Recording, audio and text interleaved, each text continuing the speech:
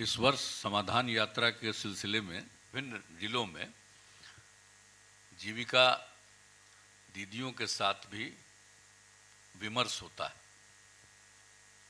और उसी सिलसिले में आपके साथ बैठने का मौका मिला है और आप लोगों ने अपनी बात रखी है। और यहाँ पर इस कार्यक्रम में आए हुए हैं बिहार सरकार के माननीय वित्त मंत्री जी विजय कुमार चौधरी जी, माननीय मंत्री जल संसाधन विभाग श्री संजय कुमार जी, माननीय मंत्री अल्पसंख्यक कल्याण विभाग जनाब मोहम्मद जमा खां साहब, माननीय मंत्री पशु एवं मत्स्य संसाधन विभाग और बक्सर के ज़िले के प्रभारी मंत्री जनाब मोहम्मद आफाक आलम साहब, मुख्यमंत्री के प्रधान सचिव श्री दीपक कुमार जी, अपर मुख्य सचिव वित्त विभाग श्री एस सिद्धार्थ जी, कुमार रवि जी जो पटना प्रमंडल के आयुक्त हैं और भवन निर्माण विभाग के सचिव हैं, राहुल कुमार जी मुख्य कार्यपालक पदाधिकारी जीविका, बक्सर के जिलाधिकारी श्री अमन समीर जी और बक्सर के पुलिस अधीक्षक श्री मनीष कुमार जी, और जो जीविका दीदियों ने आप लोगों ने जो अपनी बात रखी, श्रीमती माया देवी जी, रेहाना खातून जी, तेतरी देवी जी, वंदना कुमारी जी, मीना देवी जी, गीता कुमारी जी, मैं सबसे पहले इस कार्यक्रम में आप सब लोगों ने अपनी बात रखी, इसके लिए मैं आप सब लोगों को धन्यवाद देता हूं। और आप लोगों ने जो स्वयं सहायता समूह से अपने को जोड़ा, जीविका दीदियां बनी और जो कुछ भी आपका अनुभव हुआ उसके बारे में आपने जानकारी दी, मुझे ये जान करके खुशी होती है। आप तो ये जानते ही हैं कि हम जब भी कहीं निकलते हैं तो जीविका दीदियों के साथ हम जरूर बातचीत करना चाहते हैं, उनकी बात हम जानना चाहते हैं, कहाँ क्या हुआ। तो ये सब तो आप लोगों को मालूम ही होगा कि आखिरकार जो स्वयं सहायता समूह, अब उसकी संख्या हमारे राज्य में बहुत कम थी। जब मुझको काम करने का मौका मिला 2005 में, उसके बाद ही मुझको लगा कि भाई इतना कम संख्या है, इस संख्या को बढ़ाना है, आखिर क्या कारण है कि क्यों। तो इसको लेकर के हमने इसका शुरू कर दिया और अनेक जगहों पर जो स्वयं सहायता समूह से जुड़ी हुई थी महिलाएं, उनसे बातचीत भी किया। हमने देखा कि भाई पहले से भी जो कुछ थोड़ा बहुत काम कर रही हैं वो ठीक है, लेकिन हम तो चाहते हैं कि स्वयं सहायता समूह का विस्तार हो और ज़्यादा काम कर सकें। और ये सब सोच करके फिर हम लोगों ने उसी में निर्णय लिया कि हम बड़े पैमाने पर स्वयं सहायता समूह को बढ़ाएंगे और हमने लक्ष्य रखा कि हम कम से कम स्वयं सहायता समूह की संख्या 10 लाख करेंगे। और उसी समय हम लोगों ने तय किया जो स्वयं सहायता समूह से जुड़ी हुई दीदियां, उनका नामकरण हमने कह दिया जीविका दीदी। अब ये काम जो यहाँ शुरू किया हमने तो बढ़ने लगी महिलाएं जगह जगह पर, और हमने सब जगह कहा कि भाई इसको जुड़िए। यहाँ तक कि आप लोगों में से बहुत लोगों को हमने, जीविका दीदियों को मौका दिया, दूसरे राज्यों में भी जा कर के लोगों को ट्रेनिंग देने के लिए चली जाती थी। ये सब बहुत अच्छा माहौल बना। और जब ये माहौल बना तो उस समय की जो केंद्र सरकार थी, आज वाली केंद्र सरकार नहीं उस समय की, तो उन लोगों ने फिर भेजा और उनके जो मंत्री थे वो भी आ गए यहाँ और आ करके हमसे बात किया कि भाई ये तो अच्छा काम हो रहा था। हमने कहा कि हाँ, हमारे यहाँ तो स्वयं सहायता समूह में कमी थी, इसको बढ़ा रहे हैं और अब हमने जीविका दीदियाँ कहा है। अब उसके बाद वो देखे और घूमे तो उनको बड़ा अच्छा लगा, कहा कि बहुत अच्छा काम किया। और फिर उन्होंने, तो पूरे देश में स्वयं सहायता समूह था ही, तो उन लोगों ने पूरे देश के लिए स्वयं सहायता समूह को सहायता देना के बारे में सोचा और उसका नामकरण कर दिया आजीविका। अब बिहार की जो जीविका थी और देश भर में नाम किया आजीविका, मतलब कि बिहार की जीविका देश भर में आ जाए। आजीविका का मतलब क्या है, याद रखिएगा, इसलिए अपना जीविका भूलिएगा मत। देश भर में आजीविका हो गया। अब नए नए लोग कई तरह की बात करते रहेंगे कि आजीविका है, आजीविका है। अरे आजीविका जीविका हुआ तब नामकरण आजीविका हुआ। तो उसके बाद और संख्या तो हमने तो तय किया था कि 10 लाख हमारा स्वयं सहायता समूह, अब संख्या 10 लाख से भी ज्यादा हो गया। और जीविका दीदियों की संख्या 1,30,00,000 से ज्यादा है। और अब तो हम और आगे बढ़ाना चाह रहे हैं, और बढ़ेगी। लेकिन आप लोग जो बात कर रहे हैं, और कहीं भी हम जाते हैं कोई भी कार्यक्रम में तुम देखते हैं और जीविका दीदियों के काम को देखते हैं, उनकी बात को भी हम सुनना चाहते हैं। अनेक जगहों पर ही मेरा शुरू से आदत है, तो मुझे बड़ी खुशी होती है। और वैसी स्थिति में इसलिए ही हम लोगों ने पहले से आप लोगों के लिए और जीविका दीदियों को आगे बढ़ाने के लिए और उनके विकास के लिए काम किया, काम करना हम लोगों ने शुरू किया। अब आप सोच लीजिए कि भाई पहले परिवार में, साधारण परिवार में तो भाई महिलाओं को तो ऐसे ही घर को देखना पड़ता था, उनके पास कोई खास काम नहीं था, बहुत कम महिलाओं के पास काम था। साधारण परिवार में तो बिल्कुल काम नहीं।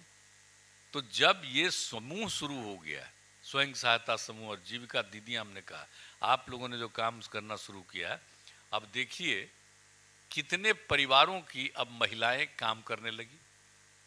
अब परिवारों की स्थिति कैसे बेहतर हो गई। हम तो महिलाओं के उत्थान के लिए शुरू से काम कर रहे हैं। महिलाओं को बढ़ावा अभी देख करके खुशी हुई कि आप पंचायत के चुनाव में जीती हैं, बहुत अच्छा है, सब जगह जितवे कीजिएगा। अब आपको मालूम है कि जो हम जीविका समूह बना करके, स्वयं सहायता समूह बना के जीविका दीदियों का तो विस्तार हो रहा, तो हर चीज में जितवे कीजिएगा आप लोग, सब जगह आगे बढ़िएगा, काम भी करिएगा और आगे बढ़िएगा। और हम लोगों ने क्या किया, 2005 में जैसा या 2006 में पंचायत के चुनाव में, पंचायती राज संस्थाओं में हमने क्या किया, महिलाओं के लिए 50%।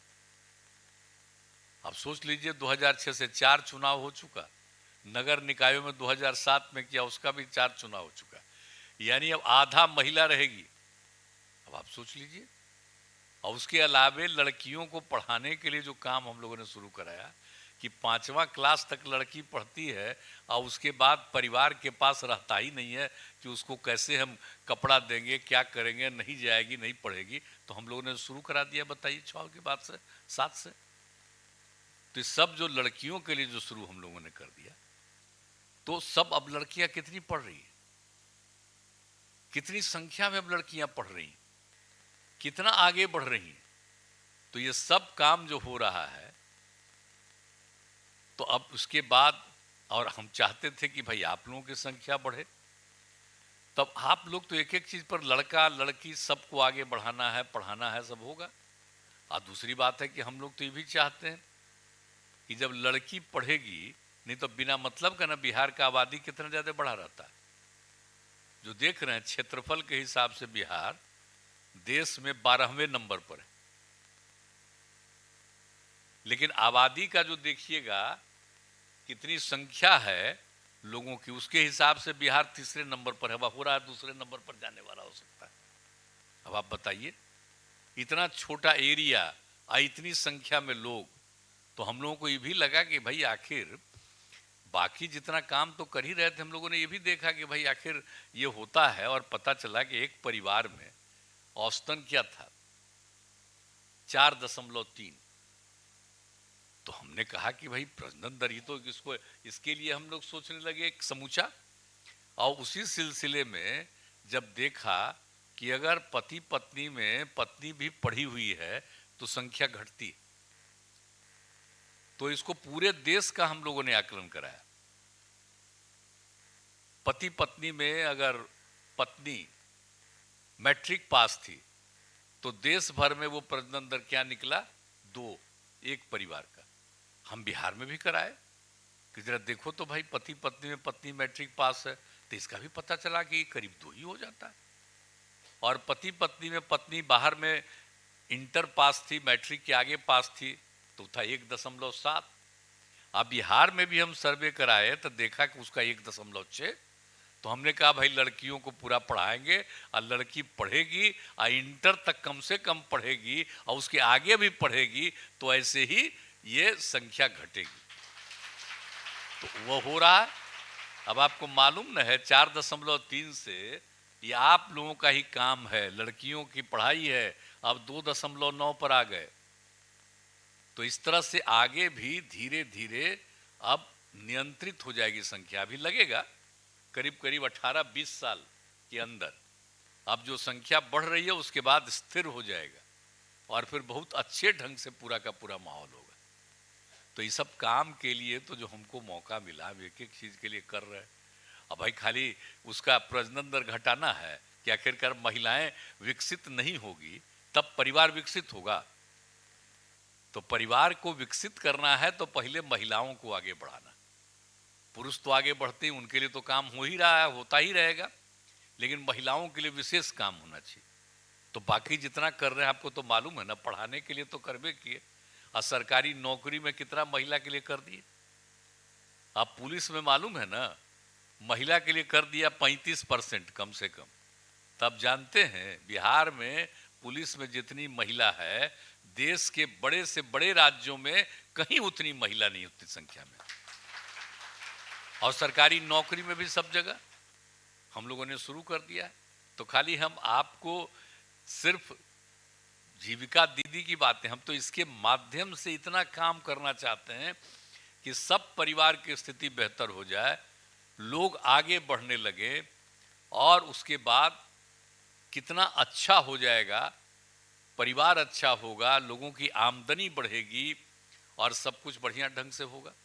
तो इसके लिए ही हम लोग सारा काम कर रहे हैं और आप लोगों के चाहने पर सब कामें करते हैं। जब हम घूमते रहते हैं देखते हैं इनके लिए कुछ और चाहिए, तो अभी जो हम फिर घूम रहे हैं अब आप लोगों की बात सुनते हैं तब आप जान लीजिए कि आप लोगों के लिए जितना कर रहे हैं ना इसके ज़्यादा भी और करना चाहते हैं। हम आपकी आमदनी को और बढ़ाना चाहते हैं।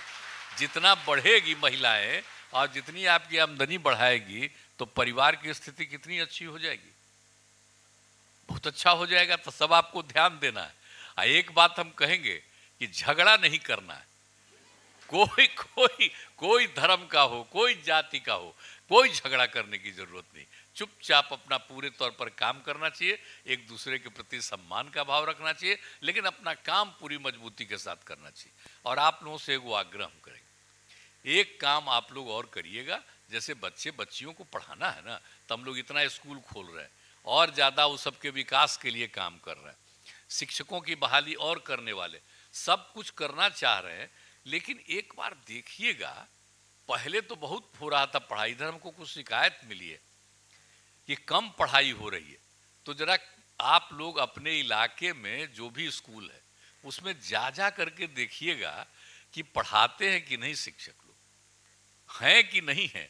अगर नहीं हैं शिक्षक और नहीं पढ़ा रहे हैं तो सिर्फ सीधे वीडियो से डीएम साहब को कह दीजिएगा, भेज दीजिएगा। और हमने डीएम को कह दिया और उसका मीटिंग करने वाले हैं, वो जैसे ही खबर आवे वैसे ही तुरंत लोगों को भेजिए और देखिए कि आखिर काहे नहीं रहते हैं। और जब नहीं रहते हैं तो उनको तनख्वाह देंगे। हम नहीं देंगे तनख्वाह, पढ़ाएंगे नहीं तो हम किसी को रहेंगे मारेंगे। तो इसलिए ये भी जरूर देखिएगा। और हाँ, तो उसी अब पहले तो हम दे दिए थे जिम्मा, तब तक कोई कोर्ट में चला गया और कोर्ट में उसको रोक दिया, इसलिए हम उसमें नहीं इंटरफेयर कर रहे। हम इसलिए कह रहे देख करके खाली आप बता दीजिए, मोबाइल पर जैसे ही फोटो कर दीजिएगा और उसी से मालूम हो जाएगा, तुरंत जाकर के सरकारी लोग जाकर के अपना एक्शन लेगा। तो ये सब करिएगा। और एक बात तो आप लोगों ने सब कुछ किया, आप सबको मालूम ही है कि ये जो यहाँ पर हम लोग लागू कर दिए, आप समझ लिए, समूचा दहेज प्रथा, बाल विवाह, सबके खिलाफ अभियान चलाए। और आप सबको मालूम है कि एक एक चीज जो हम लोगों ने कराया बिहार में, तो कब कराया बोलिए? शराबबंदी जो कराया तो आखिरकार 15 में एक मीटिंग हो रही थी और उसी मीटिंग में जीविका की दीदियां थी हम भाषण दे करके बैठ रहे थे, तब तक जीविका की दीदियाँ खड़ा हो गई और कहने लगे शराब बड़ा खराब चीज है, शराबबंदी लागू कीजिए। तब हमने कहा कि भाई अब इस बार तो चुनाव है 3 महीना के बाद, अगर फिर जीत के आ जाएंगे तो शराबबंदी लागू कर देंगे, ये कहा था उस समय, और उसी समय लागू किया।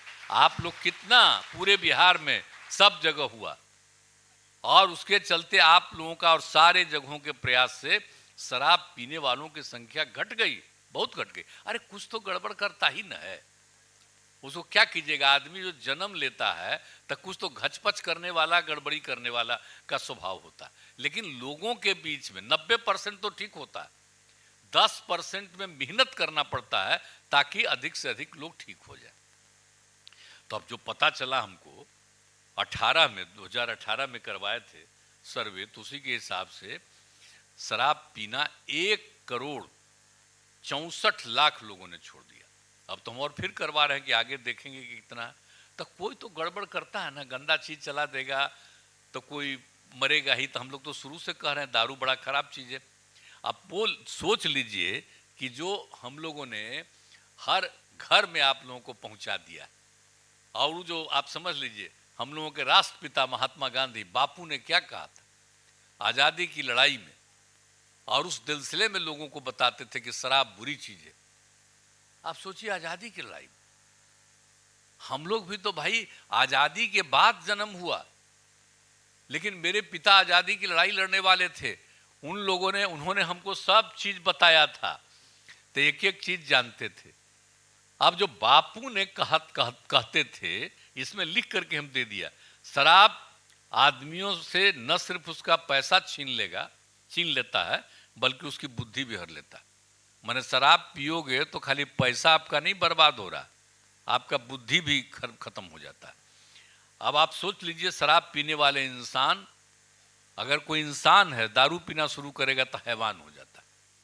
अब ये बापू का कहा हुआ, जो आजादी की दिलाया देश को जिन्होंने, अब उनकी बात नहीं मानेगा। कुछ लोग अपने को काबिल समझता है, विद्वान समझता है, पढ़ा लिखा मानता है, और अगर राष्ट्रपिता की बात नहीं मानते हो तो क्या समझोगे, कैसे ये देश आगे बढ़ा।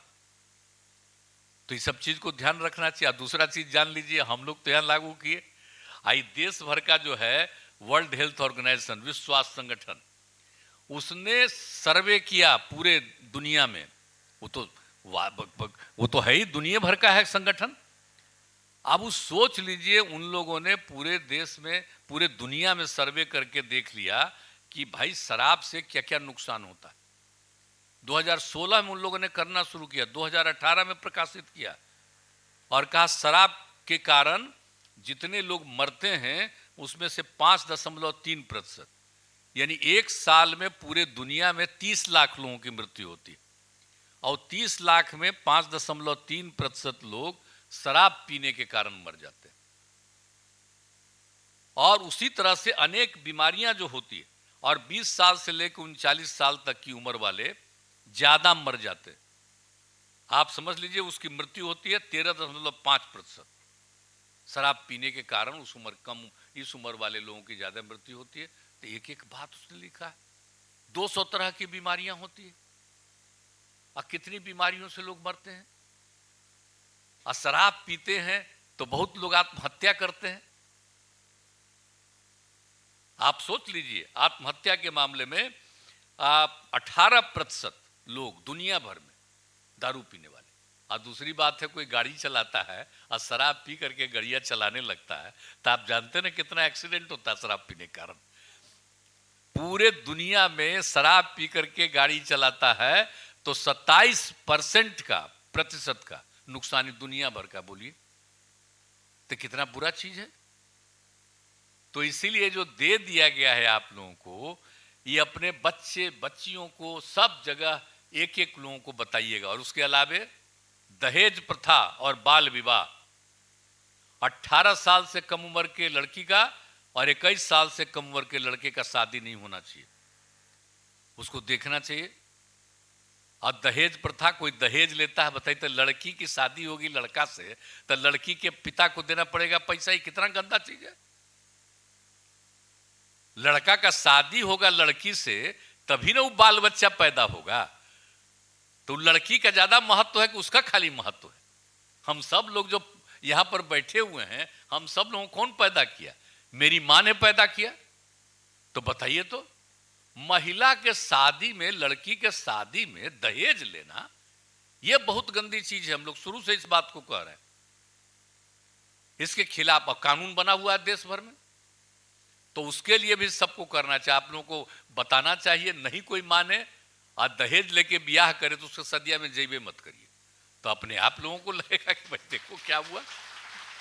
तो ये सब बात करते रहिए। दूसरा, पढ़ाई का देखते रहिए। और तीसरा, आप लोग और खूब बढ़िया से काम करिए, अधिक से अधिक लोगों को प्रेरित करिए कि स्वयं सहायता समूह में आए, जीविका की दीदियां बनी। अब कितना बढ़िया बता रहे थे, सब बता रहे थे कि हमको जीविका की दीदियों ने कहा, हम इसमें गए तो हम इतना अच्छा हुआ। इसी तरह से सब जीविका की दीदियां सभी महिलाओं को कहती रहे ज्यादा से ज्यादा उसमें शामिल हो। और हम आपको आश्वस्त करते हैं कि हम लोग ज्यादा संख्या बढ़े, और जितनी भी संख्या बढ़े आप सबकी आमदनी बढ़ते रहे और विकास होता रहे, यही हम चाहते हैं, मेरा मकसद। तो यही हम चाहते हैं। आप लोग एकदम पूरा बुलंदी से काम करिए और एक एक को लेकर के समूचे समाज में और सब जगह जा करके खूब बढ़िया काम करिए। और झगड़ा झंझट वाले को दुरुस्त करिएगा, हटाइएगा, ताकि इसके लिए पूरा प्रयास करिए, हमारा कहना। तो आप सब लोग संतुष्ट है ना? हाथ उठा के बतावा। चलिए, बहुत बहुत धन्यवाद।